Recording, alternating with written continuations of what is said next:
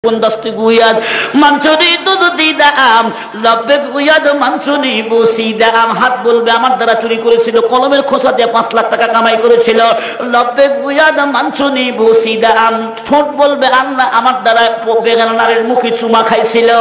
গোশে গuyad সিদাম সামাদাম কালাম চশমে guyad কারদাম গমজাল হারাম কান বলবে আমার দ্বারা ল্যাংটা ছবির গান শুনেছিল অশ্লীল গান শুনেছিল চোখ বলবে আল্লাহ কালো চশমা লাগায় বেগানা নারীর দিক তাকাইছিল ইয়ালামু খাইনাতাল আয়ুনি ওয়া মা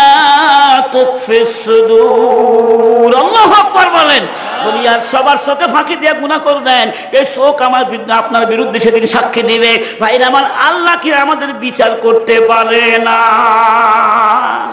সেই একটা মাদ্রাসার ছাত্র মাগরিবের নামাজের পরে এশার নামাজের পরে বসে বসে কিতাব দেখতেছে একটা মসজিদের মধ্যে বসে বসে রাত 10টার সময় একটা সুন্দরী মহিলা মসজিদের মধ্যে ঢুকে পড়ছে ছাত্র অত টের পায় নাই উনি কিতাব দেখতেছে জাগির থাকে ওই মসজিদের মুয়াজ্জিন আযান দেয় মাংলা ভাত পায় বেতন টেতন নাই ভাত খায় আযান একজন মহিলা মানুষ মসজিদে প্রবেশ করেছে ছাত্র হঠাৎ নজর দিয়ে দেখলো মহিলা চোখটা নামায় নিছে বলে মহিলা মানুষ মসজিদ থেকে বের হও মহিলা বলল ভাই সাম্প্রদায়িক দাঙ্গা ভারতের ঘটনা সাম্প্রদায়িক দাঙ্গা হিন্দু মুসলিম মারামারি আমাকে একটু সুযোগ দেন গোলমালটা বন্ধ হলে চলে যাও তালিব ইলম বলল তাড়াতাড়ি যাও মানুষ দেখলে খারাপ বলবে মেয়েটা লক্ষ্য করলো এই তালিব ইলম একবার যে দেখছে দ্বিতীয়বার আর তাকায় না সুবহানাল্লাহ বলেন না মেয়েটা মনে করলে মানুষ না ফেরেশতা আমি এত সুন্দরী কিতাব টিতাব থেকে একটু গপ্প টপ্প করবে কিন্তু এই মৌলবি কি এটা কি ফেরেশতা নাকি তাকায় না কেন আধা ঘন্টা চলে গেছে আল্লাহু আকবার বলেন 1 ঘন্টা চলে গেছে 1 ঘন্টা পর তালিব ইলম মাটির দিক তাকা বলছে এই মেয়ে তুমি যাও নাই এখনো মেয়েটা বলল যে কেন তোমার এত তাড়াহুড়া কা বলে না এই মসজিদ আল্লাহর ঘর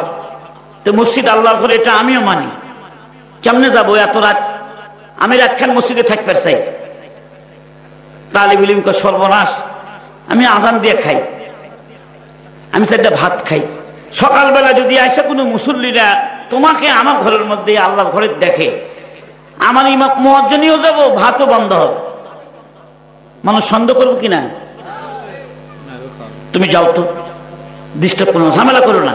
তো বললো আচ্ছা মসজিদ কি তোর বাপের ঘর তুই থাকতে পারলে আমি পারবো না কেন বলে তাড়াতাড়ি বাড়া মেয়েটাকে মসজিদ কি তোর বাপের ঘর তাহলে মসজিদ আমার বাপের ঘর না তোর বাপের ঘর না তুই মেয়ে মানুষ তুই বাড়া তোমার থাকার অধিকার থাকলে আমার থাকার অধিকার কেন থাকবে না আচ্ছা মেয়ে মানুষ হঠাৎ যদি শরীরটা নাফাক হয়ে যায় তাহলে অসুবিধা হবে জোরে কথা কন না ঠিক না ভাই ঠিক এই জন্য মহিলাদের মসজিদে ভাবে যাওয়া ঠিক না ভাই ভাইরা আমার এখন মসজিদ থেকে বের হয় না তালিব ইলমকে বললো শোন তুই যতই চিল্লাস ভাই আমি আজকে 7 রাত থাকবোই এখানে তালিব ইলম বলল সর্বনাশ সকালবেলা যদি আইসা মুসল্লিরা দেখে তাহলে তো আমার শেষ চাকরিও শেষ ভাতও শেষ আদানও শেষ একামতও শেষ সব শেষ হবে রাত 1টার সময় কম্বল একটা দিয়া কয় শন শন শন এই কম্বল নিয়ে কোনার মধ্যে শুয়ে থাক 4টার সময় উঠে চলে যাবি কয় ঠিক আছে ভাই 4টার সময় যাবো মহিলা ওখানে থাকে পুরুষ একবারও তাকায় না কিন্তু কম্বলের ফাঁক দিয়ে দিয়ে খালি ওই মেয়েটা তাকাতে দেখি চ্যাংড়াটা করে কিরে খালি কিতাব দেখে একবারও তাকায় না আমার কথা মসজিদ থেকে বাড়া তো বললো যে না যাবো না আমার একটা প্রশ্নের উত্তর দিতে হবে কি উত্তর আমি দেখলাম আপনি আমার দিকে তো একবার তাকাইলেন না কিন্তু মোমবাতির উপরে আপনার শাহাদত আঙ্গুলি দিয়ে তাপ দিলেন কেন ডাক দিয়ে বোন মনের ভিতরে একটা জন্তু আছে তার নাম নফস ওই নফস খালি কয় ওই মেয়ে তোর অপেক্ষায় সারা রাত জায়গায় আছে তুই একটু তাকাইলে মেয়ে তোর কাছে আসবে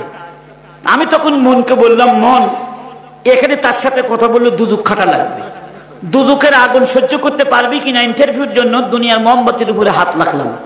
হাত রেখে দেখি দুনিয়ার আগুনই সহ্য করা যায় না সারা রাত আমি নফসকে কষ্ট দিয়া নিজের মনটাকে গুনাহ থেকে বিরত রেখেছি সুবহানাল্লাহ বলেন ঠিক আছে ভাই আমাকে একটু বাড়ি বিলে আগায় দিয়ে আসেন তুই যাইতে পারবি না না বাড়িতে আগায় দিয়ে আসছে মা কয় মা তুই সারা রাত কইছিলি বেটি হার কিনলে খুঁজে তোকে আমি পাই না কি টেনশনে যে ছিলাম মা কয় মা তুমি টেনশন করো না আমি ভালোই ছিলাম এটা মৌলবীর কাছে রাখতেছিলাম মা, মৌলবী কি ভালো মানুষ, আমার দিক তাকায় নাই মা। আল্লাহু আকবার বলেন। বাপে কইলো যে কবে আবার হারায় যাবে, 3 দিন খুঁজে পাওয়া যাবে না, বিয়ের ব্যবস্থা কর। ইন্টারমিডিয়েট পড়ে দে, অত পড়া লাগবে না বাবা, বিয়ে দিয়ে দে। মেয়ে বলে আব্বা বিয়ে বসতে পারি, কিন্তু ওই টুফিয়ালা বর্ষারা বিয়া বলবো না। আল্লাহু আকবার। দুলাভাই ডাক দিয়া শোন, টুফিয়ালার মধ্যে কি পাইলি রে? কয় টুফিয়ালার মধ্যে কি যে পাইছি, অন্য যুবকরা আমাকে দেখলে খালি বারবার তাকায় থেকে কেমন কেমন মনে করে, আর আমি সারা রাত সেখানে ছিলাম, হাতের মুঠোর মধ্যে পাই, আমার দিকে একটা বার তাকায় নাই। আমি মনে করি ওটা আদর্শবান যুবক, আমি কোনো বরকে পছন্দ করব না, যদি ওই বর রাজি হয় তাহলে আমি বিয়ে বসতে রাজি আছি। মৌলবীর কাছে বিয়ের প্রস্তাব গেল, না আমার পড়াশোনা শেষ হয় নাই, মেয়েকে যতদিন লাগে দেরি করবো তবু তোমাকে বিয়ে করব। আল্লাহু আকবার বলেন। ভাইরা আমার, নেকি মানুষের দাম কেমন করে বাড়ায়। একটা গুনাহ থেকে বিরত ছিল,